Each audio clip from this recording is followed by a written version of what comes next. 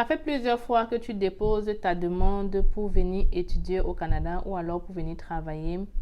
Bref, ça fait plusieurs fois que tu fais une demande d'immigration au Canada et tu as toujours des refus. Tu ne sais pas pourquoi. Alors aujourd'hui, je vais vraiment venir te donner les raisons pour lesquelles plusieurs personnes ont des refus. Donc si tu veux savoir plus, retrouve-moi après le générique.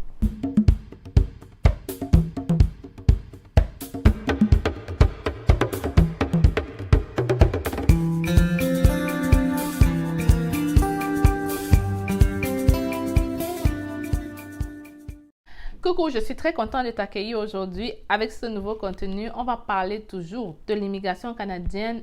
Vraiment, je vais essayer de mon mieux d'élaborer en fait pourquoi je pense que beaucoup d'entre vous ont des refus au niveau du visa. Et il ne faut pas oublier que lorsque vous avez un refus, on vous écrit toujours la raison pour laquelle vous avez le refus, ok? On ne vous refuse pas le visa pour rien, ok? Et il y a des gens qui vont dire, je ne sais pas ce qu'ils me veulent. On ne refuse pas le visa au Canada pour rien. Il y a toujours une raison et l'agent d'immigration écrit toujours la raison pour laquelle vous avez le refus.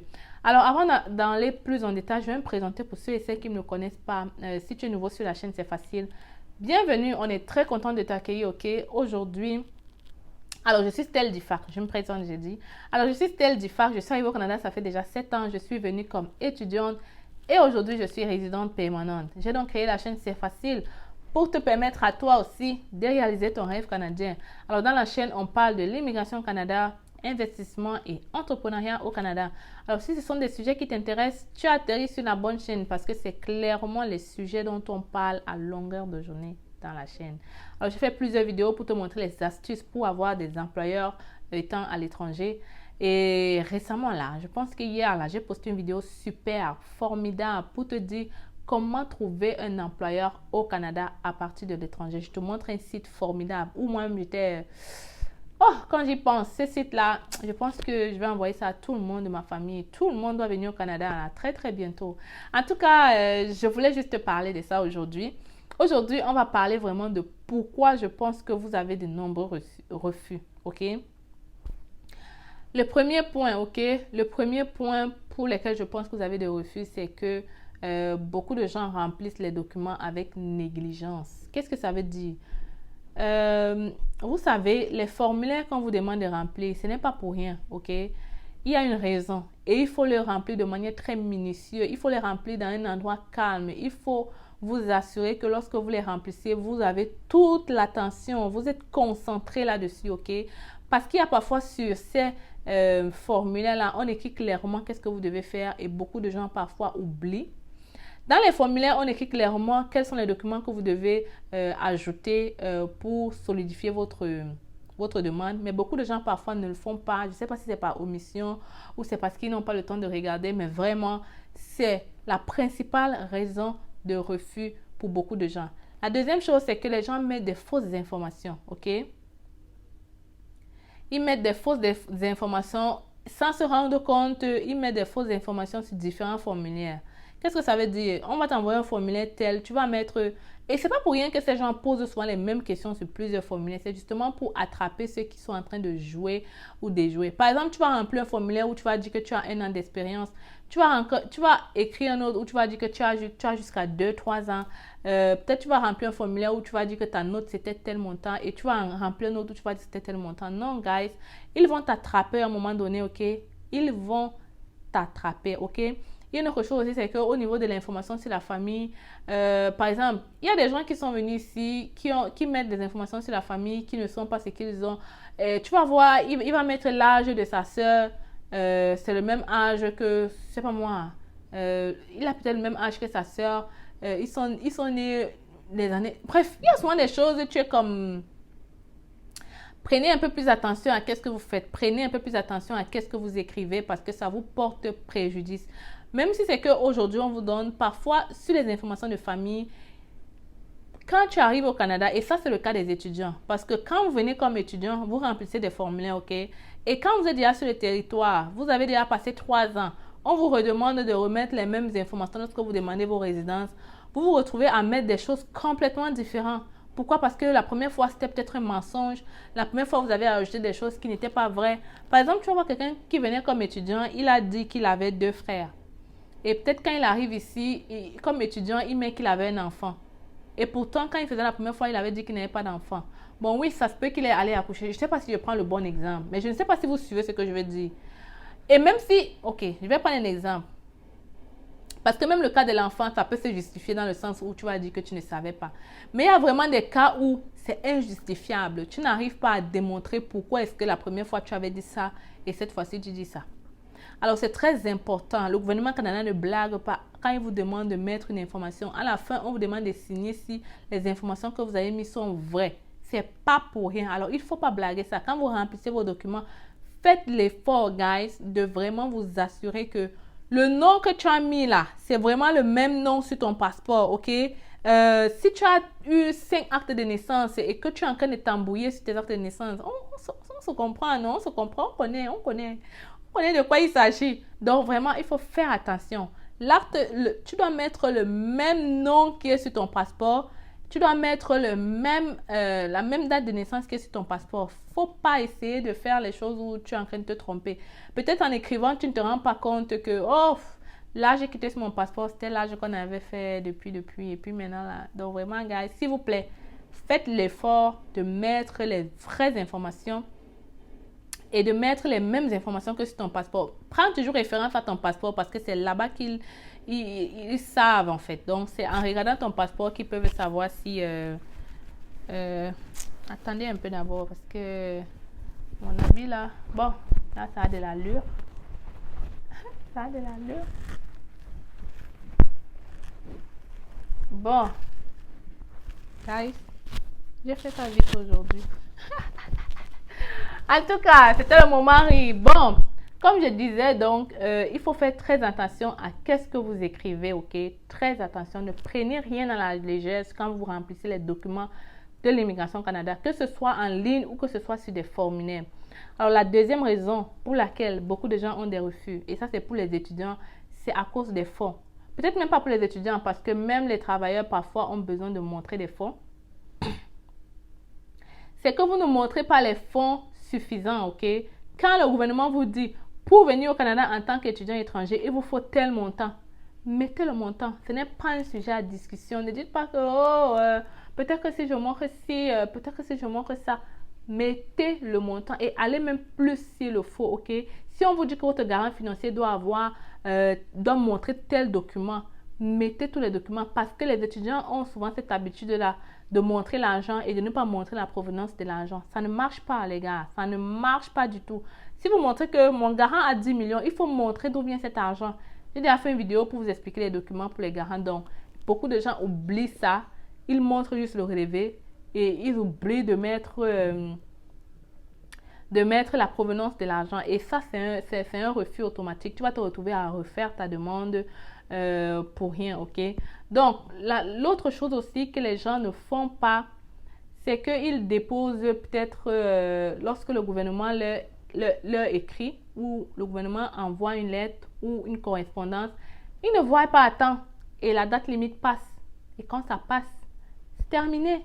C'est un refus. Donc, quand vous déposez une demande au Canada, il faut être à l'affût. Regardez vos emails. Je sais qu'en Afrique, beaucoup de gens ne sont pas très concentrés sur les emails, mais regarde ton email à chaque fois, autant de fois que possible au cours de la journée, surtout quand tu sens que la date approche. Donc, regarde ton email. Tu peux aussi aller, si tu as créé le compte dans la clé GC, va en ligne, consulte ton compte pour voir s'il y a des nouveautés à l'intérieur. Donc, voilà aussi une raison pour laquelle beaucoup de gens ont des refus. Vraiment, mais je veux aussi vous dire qu'avoir un refus ne veut pas dire que vous ne devez plus essayer, ok? Vous pouvez avoir un refus aujourd'hui, vous regardez la raison pour laquelle ils vous ont donné le refus et vous vous appuyez sur ça pour remonter votre dossier. Par exemple, tu as fait ta demande de permis d'études et on t'a répondu en te disant que les données, les fonds n'étaient pas suffisants. Ok, qu'est-ce que tu fais la prochaine fois? C'est que tu mises tout sur les fonds. Alors, si on t'a dit que les fonds n'étaient pas suffisants, ça veut dire que tout le reste est passé, l'école et tout ça. Donc, maintenant, tu dois miser sur les fonds, demander à ton garant de peut-être doubler la mise ou d'avoir les fonds nécessaires, mais aussi de mettre les documents qui prouvent que d'où viennent ces fonds, qui prouve la provenance de ces fonds. Bon, en dehors de tout ce que j'ai cité là, qui sont des omissions ou alors peut-être des fautes de ta personne, il y a aussi ce qu'on appelle la criminalité. Au Canada, on peut te refuser le visa parce que lorsque tu as fait ton casier judiciaire, ils se sont rendus compte que tu as déjà été en prison. On peut te refuser le visa parce qu'on se rend compte que tu as l'habitude de conduire en état d'ivresse. On peut te refuser le visa pour des raisons de maladie graves, ok? Parce que comprenez que quand ils acceptent les immigrants, c'est pour que tu viennes travailler. Et si on se rend compte que ton état de santé n'est pas très agréable ou alors on voit que tu es quelqu'un à problème de santé, on peut te refuser le visa pour ça. Bien évidemment parce qu'ils savent que tu vas venir à la maison et tu vas tomber malade tout le temps et tu vas profiter de leur système de santé et tu ne vas pas aller travailler comme on pensait, tu vas plutôt entrer dans leur assurance et tout ça. Donc, c'est aussi une raison pour laquelle on peut vous refuser, ok? On peut vous refuser le visa pour ça, ok? Mais ce que je veux que vous gardez à l'esprit, c'est qu'en dehors de ces raisons-là de criminalité, ivresse et tout ça, ou alors maladie, il y a beaucoup de gens qui n'ont pas le visa pour des petits trucs comme ça, pour des petits moments d'inattention, parce qu'ils n'ont pas envoyé un document, parce qu'ils n'ont pas envoyé un relevé qu'on attendait, parce qu'ils n'ont pas fait ci, parce qu'ils n'ont pas fait ça. Il y a aussi les gens qui n'ont pas parce qu'ils n'ont pas choisi une école désignée, parce qu'il y a beaucoup d'écoles au Canada qui ne sont pas assermentées pour recevoir les étudiants étrangers. Donc, il faut regarder tout cela avant de choisir, ok? Donc, il y a aussi des gens qui parfois choisissent des formations qui, ça pousse à réflexion, ok? Je ne suis pas agent d'immigration, mais je me mets dans la tête de cette personne. Imaginons quelqu'un a je sais pas moi, quelqu'un a un doctorat en, je sais pas moi, en chimie, quelque chose comme ça. Quelqu'un a un doctorat en chimie, ok? Et il veut venir au Canada pour faire un DEP en, je sais même pas, je veux me dire quoi, un DEP en soins infirmiers par exemple. Est-ce que pour vous ça fait sens? Mettez-vous un peu à la place de cette personne qui a votre dossier. Qu'est-ce qu'il va se dire? Je ne dis pas que c'est impossible, mais pour moi, je me dis que ça ne fait pas un sens. Mais maintenant, ça dépend, je ne sais pas. Mais pour moi, je me dis qu'il faut quand même être en corrélation, ok? Il faut quand même être en corrélation. Ça ne veut pas dire qu'il y a des gens qui sont souvent, tu vois les dossiers, tu as fait comment pour avoir le visa? Comment est-ce que tu as fait ça pour... Par exemple, je connais quelqu'un qui, il avait étudié en anglais au Cameroun. Il avait fait une demande d'admission à Toronto dans une école pour venir étudier l'anglais. Et il avait eu le visa. On était tous étonnés. Comment ils t'ont donné le visa? Tu as fréquenté en anglais, tu viens faire les cours en anglais. Mais il avait eu le visa. Comme pour vous dire que bon, personne ne sait vraiment pourquoi d'autres ont, d'autres n'ont pas. Tu vas voir des gens, ils ont les mêmes profils, mais on donne à l'autre, on donne pas à l'autre. Par exemple, tu vas voir des gens qui... Moi, par exemple, je vais vous donner mon cas. Au Cameroun, je faisais médecine, ok? J'étais en deuxième année à l'université, je faisais médecine. Je suis venue faire comptabilité, ok? Pour vous dire que tu peux complètement venir faire quelque chose de différent et ça ne cause pas un problème.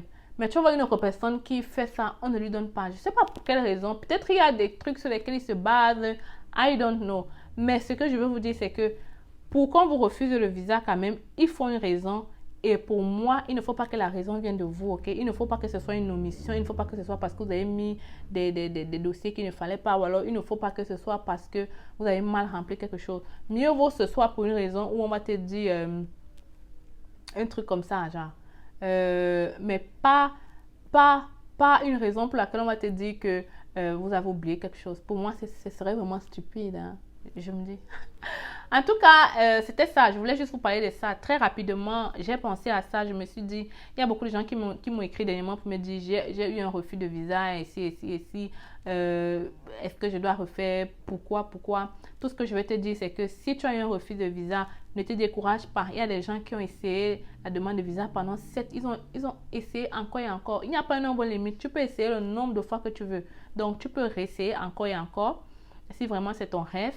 Et peut-être plus tard ça va marcher. Mais en essayant, n'essaye pas bêtement. Regarde les raisons de refus et fais la prochaine fois l'effort de tout mettre les documents comme ils t'ont demandé.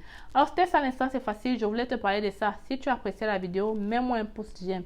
Si tu as un commentaire et si tu as une raison précise pour laquelle tu as refusé, tu peux laisser un commentaire. On va essayer de voir qu'est-ce qu'on peut faire. Quand je dis qu'est-ce qu'on peut faire, c'est pas pour venir faire des dossiers, c'est juste pour peut-être te guider, ok? Mais vraiment te guider. Donc, laisse-moi un commentaire, abonne-toi et retrouve-moi très bientôt avec une autre vidéo.